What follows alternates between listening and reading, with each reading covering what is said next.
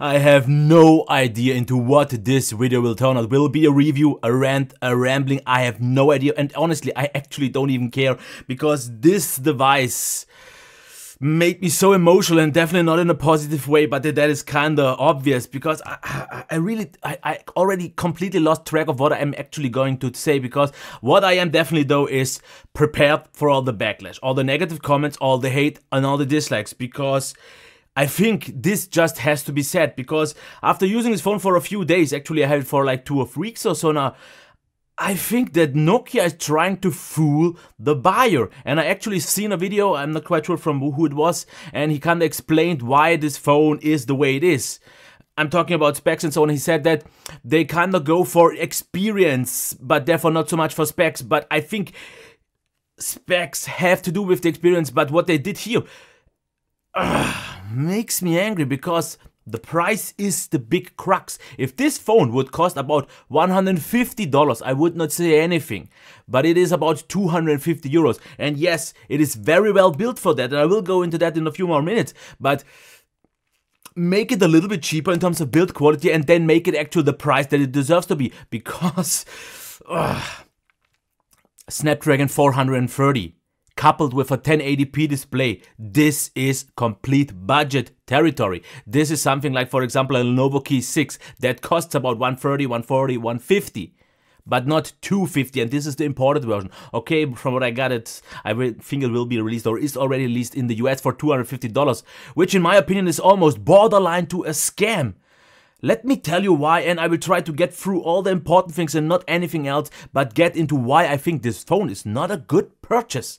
Okay, design and build quality is absolutely not the problem, because super solid, so well made. And if you just take a look at it from a quality standpoint, 400, 500, no problems at all. Okay, the design is a little bit weird, because as you can see, we have kind of like 90-degree edges, and therefore it feels very hard and edgy and a little bit weird in the hand, a little bit uncomfortable. But that is not the issue, of course, because this is personal preference. But I absolutely acknowledge the quality, the build, because nice tactile feedback and everything feels fine. The camera protrudes, but that is also fine. We have a fingerprint reader, as you can see, even though it's everything placed a little bit lower, and it is a little bit a smaller one in terms of height, but it works.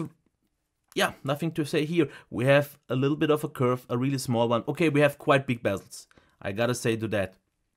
But just in terms of build, nothing. Even the display, no complaints. This is a very nice display. It's a little bit too cold out of the box, but colors and everything are fine. Not a speaker. That's actually something a little bit weird, because out of the box it comes with Dolby surround sound turned on. I don't know which mode, music or theater doesn't change, but I was actually quite disappointed by the sound at first, because it sounded way too weak. So turn Dolby surround off, and the sound then will be actually fine.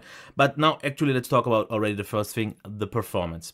Because as you can see, and I was actually at first, when I had this phone for the first few minutes running, surprised of how much of performance they managed to squeeze out of this combination. But as you can already see, okay, it's the rendering, but as you can see, the performance is not bad for about a $150 phone and not $250, because what it does, it can, as you can see here, actually quite nicely and quite buttery smoothly scroll. But there are so many slowdowns, which is so annoying, and you can see this, and I'm not doing anything on purpose. If you don't believe me, I can kill off all the apps. This is not the issue, in case you think I'm kind of tempering something, but like I said, the actual performance can be nice, but so many instances where it is, and then just a few seconds for the next few minutes, it just gets sluggish. So I think they actually did, in terms of optimization, a nice job. But I also think that the Snapdragon 430 should not be coupled with a 1080p display. I just don't think that works overall. It works in many instances quite good, and I would be able to accept it on a phone that is just cheaper because of the 430. But not this should have run a Snapdragon 625 or anything like that. And I don't want to go more into the performance, because the problem is actually the battery life is weaker than I would have ever expected, and I don't even know why. Maybe it is because of the weird Android drain, because if I check my highest drains Android system, and I can show you this, is above my screen, and that is just absolutely not okay. As you can see here, I'm not faking you. As you can see here, 12% for the display and 8% for the screen. So this once again shows that not always stock Android is all that good. Because do you want to know about the battery? I don't know how long it charges actually, but what I've seen, first half an hour took me to 20%, 1 hour took me to 40%. So it would have ended somewhere at around 3 hours. At some point I just didn't care anymore. And then the battery life. I don't know what's going on, because the standby array on Wi-Fi was superb and I used it for days and days when I didn't use it so heavy, before it was my daily driver for the period.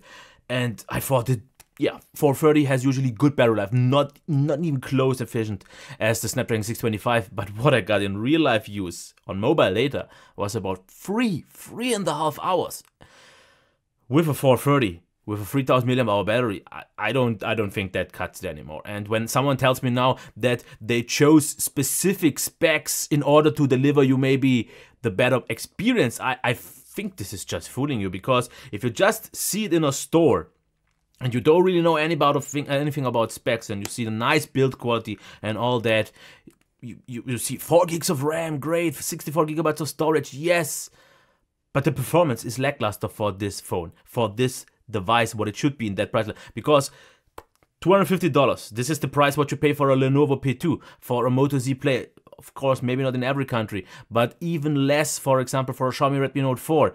But those are vastly superior. That's at least 1, if not 2 levels above. And then, of course, you would expect what I expected, at least to get very good camera results from the Nokia 6. And I actually wanted to show some pictures, but I don't really bother enough anymore, because the camera is not bad. Actually, low light is quite good, and the overall camera qualities are good for a $150 phone. Once again, $250 maybe if it's a not that great camera phone for $250, but that's it. So I'm just gonna cut this short. Nokia, in my opinion, is intentionally trying to fool the buyer, because they make the device look way more premium with a nice 1080p screen, yes. And this is the first thing that you see in a store. Of course, many people actually imported this phone, and I don't get why, because here's one thing that I would like to tell you. CCT Shop, the shop where I got it from, and maybe this will be my last phone that I ever get from them, said to me that this phone sells like hotcakes, and therefore he wanted me to give it a try. And once I've used it, I thought, how? Because my very first opinion about this phone, when I just heard of it and seen the specs, I thought, no, this just can't work. Not for $250, not a 430 with 1080p, because this is budget phone territory, but not budget phone pricing. And I have to be completely honest, and I know this sounds like a rambling, sounds like I hate the phone. I don't hate the phone, but I hate the intention of this phone, because like I said, the actual qualities aren't even bad. The build quality is great. The display is really nice. The speaker is actually good. The performance isn't all that bad, just not what it should be. The battery life, I don't know why it's so bad on mobile data, and Wi-Fi it was noticeably better.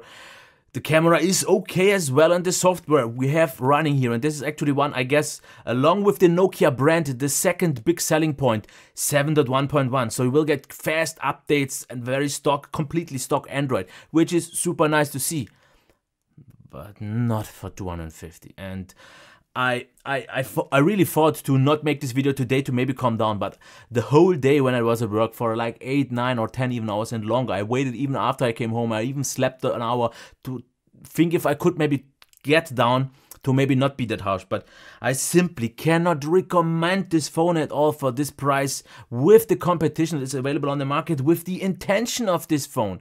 Because why would you make a phone high, let's say very nice mid-range level, but then completely go down in the specs? Because this is where you cut corners. It is the SoC, it is the camera, and maybe some other things that are not on the level that they should be for this price. And that's why I think you are trying to deliberately fool the customer, Nokia. And this is not okay. I really like your brand, because I really like to see what I get here in some aspects.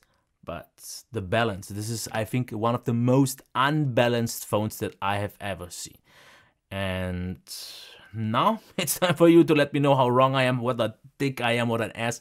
I have no problems at all at that, because like I said, there are sometimes things that make me emotional, and I just have to get this out, because I have to be totally 100% honest to you. I have to just let you know what I think, even though it might be wrong. You we can argue with that if it stays on a civil level without any issues. And like I said, this video is way longer than it would have to be, because if you would just put it down in the crux, I could have done this in a minute. But I want to just give you the whole circumstance of why I cannot get anything out of this phone without feeling like someone screwed me over.